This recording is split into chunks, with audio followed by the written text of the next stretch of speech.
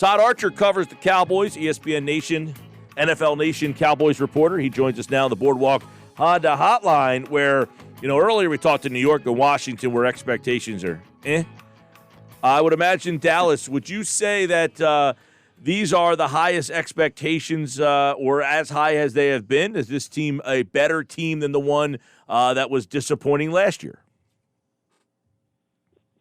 I would say the expectations are as high as they've been around here because, let's be honest, that you hear these guys talking about a Super Bowl, so it doesn't get any higher than that. And, Mike McCarthy comes with a Super Bowl that he won in Green Bay. He went to 4 NFC title games. Cowboys haven't been to an NFC title game since 1995 or won a Super Bowl since then. So, absolutely, the expectations are high. Sometimes they get overinflated here in Dallas with either our opinion of the team or their opinion of the team. And last year, going 8-8, certainly a disappointing year, but they believe that the coaching change will be something that can get them over the hump and at least past a divisional round, something they've not done in quite some time. Todd, that's funny because yesterday Brett Brown was fired here after 7 years with the Sixers, and there was a lot of people who said, it was his fault, it was time for him to go. Did it just feel like it was time for Garrett to go, or that it was his fault that the team was not meeting expectations? That's a great question. I would say it's more that it was just time. I mean, how do you stick with the guy? He had 9 full seasons to get the job done. And some of it early on, this was a team that was kind of rebuilding on the fly in terms of remaking their roster. But since, say, 2014, that's when Jerry Jones thought, okay, I've given my young coach a chance to learn from his mistakes, get better, move forward. We put together what we believe is a good roster, what other people in the league believe is a good roster, and it just didn't happen. So, it was just time to part ways. I mean, it had been, how many times did they go to the playoffs with Garrett? 3 times that they went to the playoffs, had the home field advantage once, didn't get past the divisional round, losing obviously to Mike McCarthy and the Packers on a great Aaron Rodgers play. It was just kind of time to move on. Is there any current hostility between Dak and the front office due to the contract? If there is, I'm not sensing it. He would like to have the long-term security in place of a $100 million plus guaranteed, which the Cowboys did offer him, and he did turn down because he wanted a 4-year deal, and the Cowboys were sticking at a 5. But he's still making $31.4 million this season, which is about 7 times more than he made in his first 4 years on the field. He's doing quite well off the field with the endorsements. So, no, I don't sense any hostility from Dak or the team that they didn't get anything done. But, look, man, we're something short of unless they win a Super Bowl, the same issues that prevented a long-term deal getting in place this year are going to be around next year, with an even more complicated salary cap situation because of the pandemic. So, this isn't I don't know how this is going to end. And, it just looks like they're going to go their separate ways at some point because that's what happens when quarterbacks get franchised. They don't end up traditionally signing long-term deals with their teams if they don't do it that first time around. Todd Archer covers the Cowboys, ESPN NFL Nation here on the Sports Bash. And you got CeeDee Lamb on draft night. I know a lot of Eagle fans were sitting there, and then the Cowboys, boom, they jump in and get the pick. How does he fit in? What's the role for Lamb that a lot of people thought might have been the best wideout in a very good wideout draft?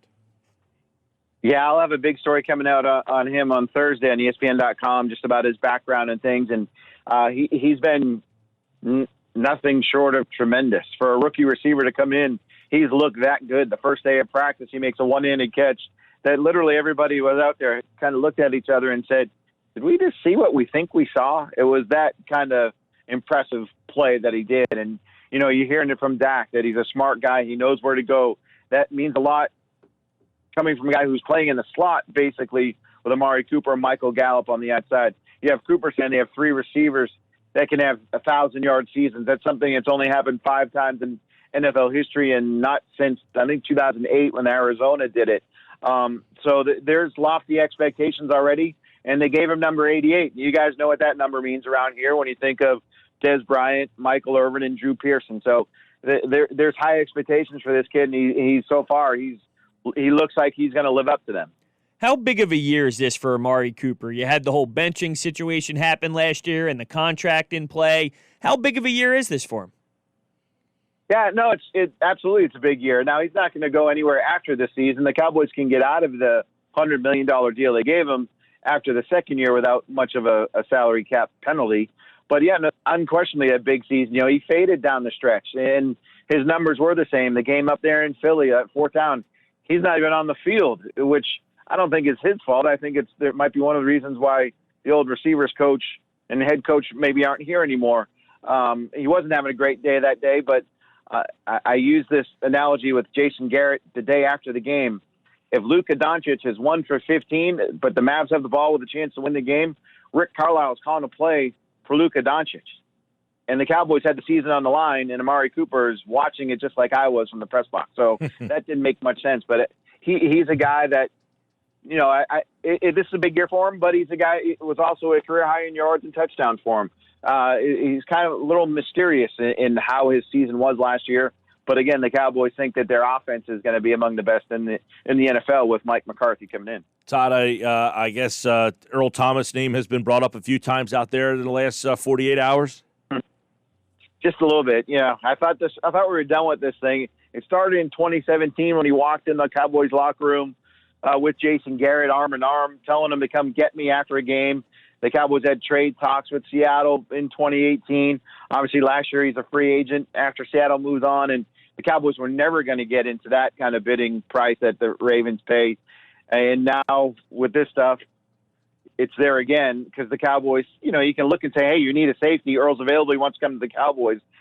All along, I've been told that there could be interest, but it's not going to be at a huge price. So if he wants to come here, it better be on the Cowboys' price, not what he thinks he's going to get. That's why if this hasn't happened already and he's been available for, we on now 2 days, I don't know what's going to happen here.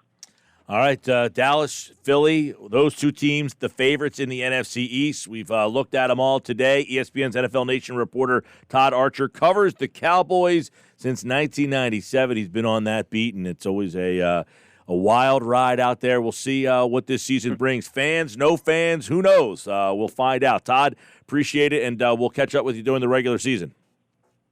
Sounds great. Thanks, fellas. I appreciate it.